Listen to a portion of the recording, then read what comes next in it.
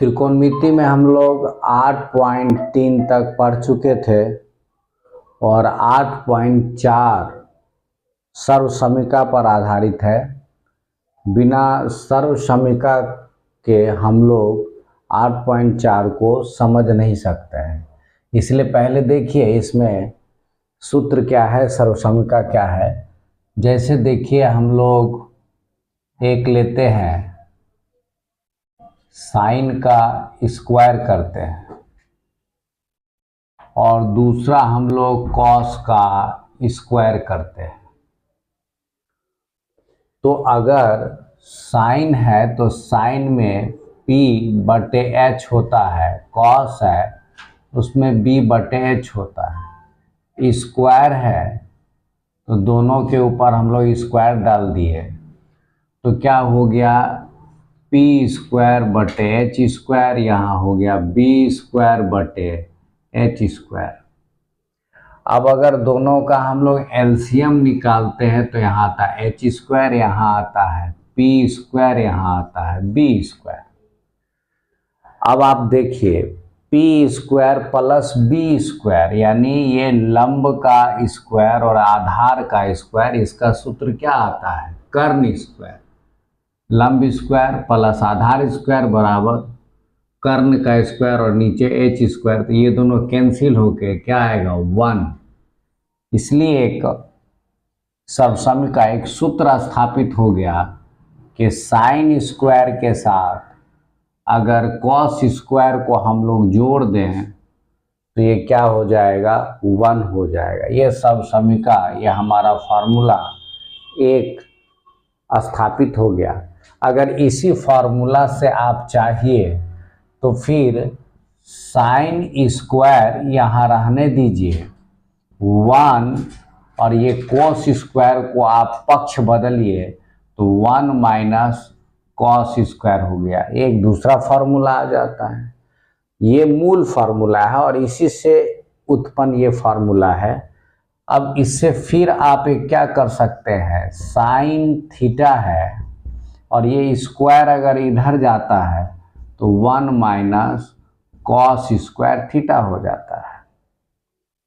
पहली बार हम लोगों ने साइन इधर छोड़ा था, अब क्या करते हैं, अगर कॉस को हम लोग इधर छोड़ देते हैं, कॉस स्क्वायर थीटा करते हैं तो 1 माइनस ये साइन स्क्वायर इधर आ जाता है, ये प्लस उधर जाके माइनस हो गया।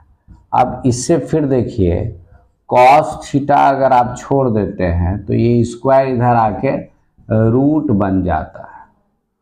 तो इस तरह से आप देखिए कि जो हमारा एक मूल फार्मूला है उससे 1, 2, 3, 4 और फार्मूला निकल करके सामने आता है। तो इस तरह से ये 5 फार्मूला हमारा आ गया। अब देखिए दूसरा एक हम लोग और सूत्र लेते हैं और उसका रिलेशन देखते हैं क्या बनता है।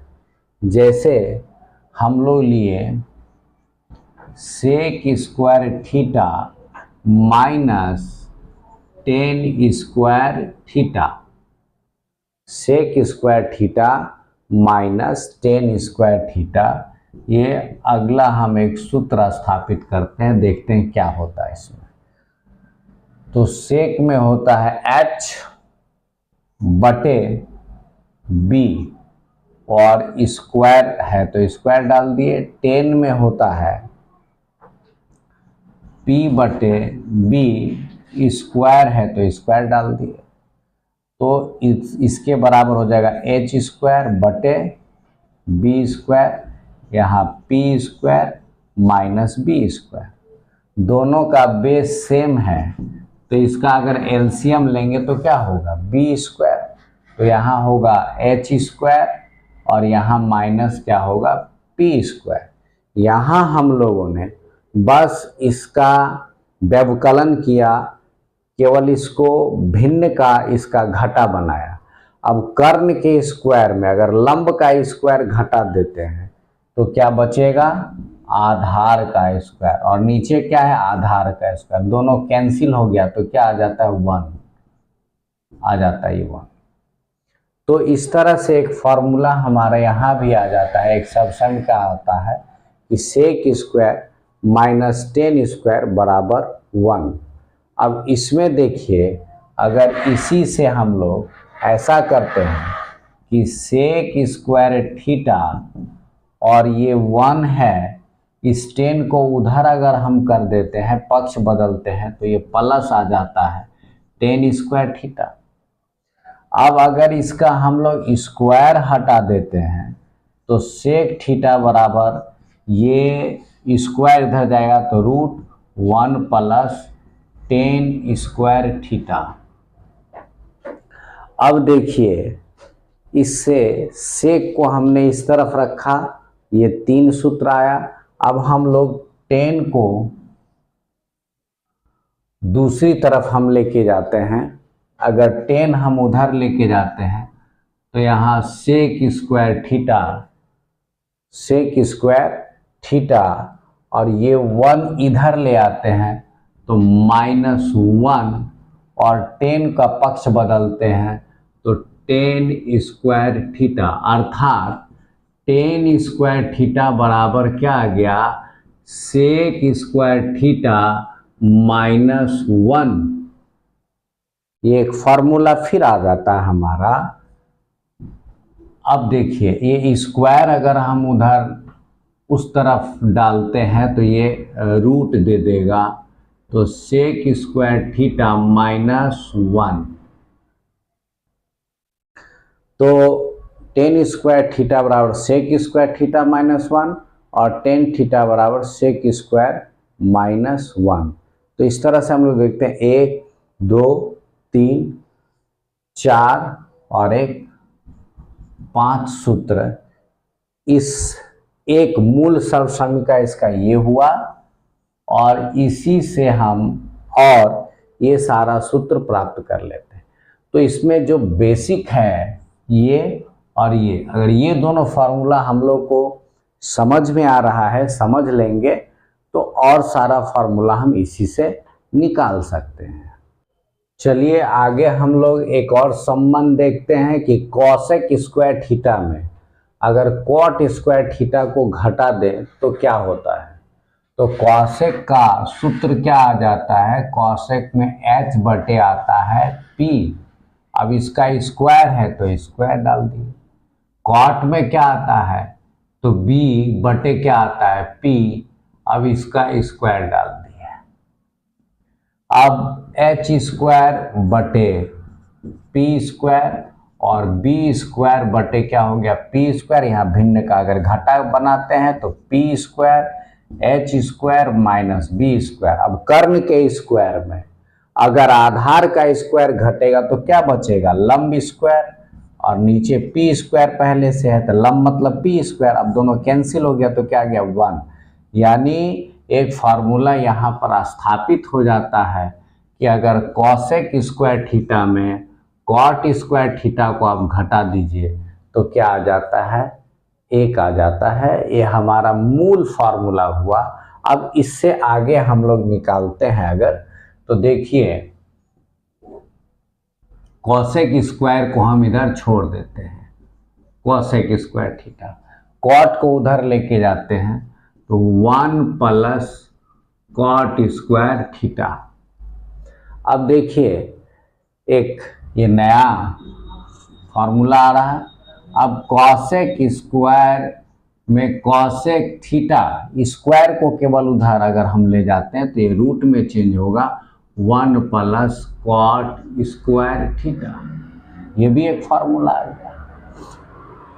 इस बार हम लोगों ने क्या किया था कि कॉसेक को छोड़ा था, अब हम लोग कॉट को उधर लेके जाते हैं। तो अगर इसको देखिए कॉसेक स्क्वायर थीटा और ये 1 को इधर ले आते हैं तो -1 बराबर क्या होगा, कॉट स्क्वायर थीटा। तो कॉट स्क्वायर थीटा यानी इसी को हम लोग ऐसे लिख सकते हैं कि कॉट स्क्वायर थीटा बराबर कॉसेक स्क्वायर थीटा -1। अब देखिए स्क्वायर अगर उधर अपना पक्ष बदल दे तो ये रूट में चेंज होगा, तो कॉसेक स्क्वायर थीटा माइनस 1। इस तरह से हम लोग क्या देख रहे हैं, 1 2 3 4 5 फार्मूला आ रहा है और मूल फार्मूला हमारा ये है। इस तरह से हम लोगों ने देखिए, एक यहाँ पर है कॉसेक के साथ कॉट का संबंध होता है, और इसके पहले जो पढ़ा था सेक के साथ टेन का संबंध होता है, साइन के साथ कॉस का संबंध है। 3 संबंध पर आधारित हम लोगों ने सर्वसमीका को देखा। अब आगे और भी है, जैसे देखिए अगर हम लोग साइन थीटा को देखते हैं तो क्या आता है, P/H, और अगर 1/, आप साइन थीटा कर दीजिए तो क्या आता है, 1/P/H आता है। और अगर 3 को बटे आ जाता है तो क्या होगा, ये दोनों एक साथ है तो H ऊपर और P नीचे, H/P, और H और P यानी कर्ण बटे लंब का अनुपात क्या कहलाता है, तो कॉसेक कहलाता है। कॉसेक थीटा 1/sin थीटा बराबर क्या हो जाता है, कॉसेक थीटा। जब 1/sin बराबर कॉसेक होता है तो आप देखिए नीचे कुछ नहीं तो 1 हो जाएगा। तो अब इसको अगर हम लोग गुना करते हैं तो sine theta into cosec theta बराबर क्या आ जाएगा, 1। इसको आप प्रूफ भी कर सकते हैं। कैसे, तो साइन थीटा का मान क्या होता है, P/H, और कॉसेक थीटा का क्या होता है, H/P। ये दोनों कैंसिल हो गया, बराबर क्या आ गया, 1। तो एक फार्मूला फिर यहाँ आ गया, एक फार्मूला ये आ गया आपका। अभी हम लोगों ने देखा कि साइन थीटा में अगर कॉसेक थीटा को गुना कर दे तो क्या आ जाता है, 1। तो अगर हम लोग को साइन थीटा का मान निकालना हो तो 1/कॉसेक थीटा आ जाएगा, एक सूत्र इसी से आ गया। या अगर कॉसेक थीटा का मान निकालना हो तो 1/साइन थीटा आ जाता है। इसी प्रकार से अगर हम लोग कॉस थीटा के साथ सेक थीटा को गुना करके देखते हैं, कॉस थीटा का होता है B/H और सेक थीटा का होता है H/B। H कैंसिल, B और B कैंसिल, बराबर 1। यानी इसका एक सूत्र आ गया, वो क्या सूत्र आ गया, ये कि cos theta into sec theta बराबर आ गया 1, जैसे यहां पर आया था। अब इससे हम लोग कॉस थीटा बराबर अगर निकालें तो क्या होगा, 1/सेक थीटा।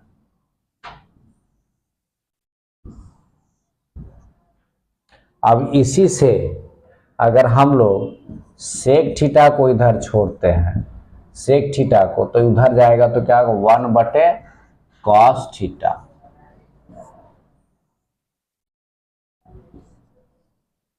अब देखिए हमने साइन के साथ कॉसेक का, कॉस के साथ सेक का संबंध देख लिया। अब हम लोग टेन और कॉट को देखते हैं। टेन थीटा के साथ अगर कॉट थीटा को गुना करते हैं तो क्या होता है, तो टेन थीटा का सूत्र होता है P/B और कॉट का होता है B/P।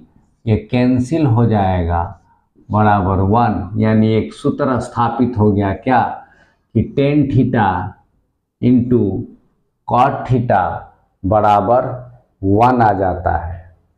अब इसी से देखिए टेन थीटा को हम लोग इस तरफ छोड़ देते हैं तो उधर क्या होगा, 1/, ये गुना है तो उधर आके बटे हो गया 1/cot थीटा। अब क्या करते हैं, इस बार हमने टेन छोड़ा था, अब कॉट छोड़ के देखते हैं, तो कॉट को इधर रहने देते हैं, तो उधर क्या हो जाएगा 1/tan थीटा।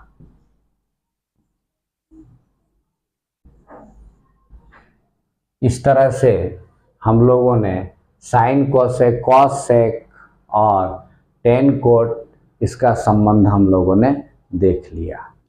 अब देखिए दो त्रिकोणमितीय अनुपात के बटे को कर देखते हैं। साइन थीटा बटे अगर कॉस थीटा करते हैं तो क्या होता है, तो साइन थीटा